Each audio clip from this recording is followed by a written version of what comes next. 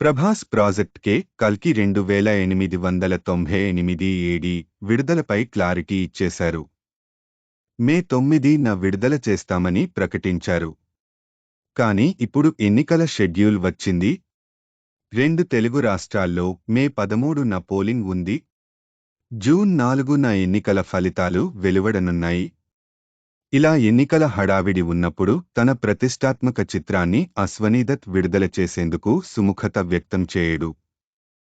అందుకే కల్కి వాయిదా పడుతుందనే వాదన మళ్లీ తెరపైకి వచ్చింది. మరి దీనిపై మేకర్లు క్లారిటీ ఇస్తారో లేదో చూడాలి.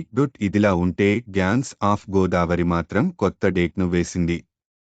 పోలింగ్ డేట్ తరువాత గ్యాంగ్స్ ఆఫ్ గోదావరి దిగుతోంది. మే 17న ఈ మూవీని రిలీజ్ చేయబోతోన్నట్టుగా ప్రకటించేశారు. ఇదిలా ఉంటే ఏప్రిల్ 5న రాబోతోన్న ఫ్యామిలీ స్టార్కు ఎన్నికల సెగ తగల్లేదు. ముందుగా ఏప్రిల్లోనే ఎన్నికలుంటాయని అంతా అనుకున్నారు. కానీ అవి మే నెలలోకి వెళ్లిపోయాయి. దీంతో ఫ్యామిలీ స్టార్ మూవీకి అన్ని విధాల కలిసొచ్చేలా ఉంది. ప్రభాస్ ప్రాజెక్ట్కే మాత్రం ఖచ్చితంగా పోస్ట్ పోన్ అయ్యేలానే ఉంది. ఇక అశ్వనీదత్ అయితే తన ప్రియతమ నేత చంద్రబాబు నాయుడు అధికారంలోకి వస్తాడని భావిస్తాడు.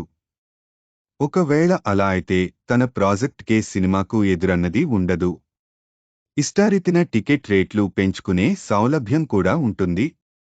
ఎన్నికల ఫలితాలను బట్టి ప్రాజెక్ట్కే విడుదల ఉంటుందనిపిస్తోంది. ఏం జరుగుతుందో మున్ముందు చూడాలి. కల్కి టీం ఈ మధ్యే ఇటలీలో మంచి రొమాంటిక్ సాంగ్ ఒకటి షూట్ చేసినట్టుగా కనిపిస్తోంది.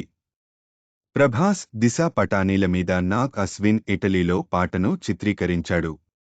ఈ షూటింగ్ను ముగించుకుని నేడే ప్రభాస్ హైదరాబాద్ ల్యాండ్ అయ్యాడు. మళ్లీ కొత్త షెడ్యూల్ ఎప్పుడు ఉంటుందో, నెక్స్ట్ ఏ సినిమా ఆ సెట్లో ప్రభాస్ అడుగు పెడతాడో చూడాలి.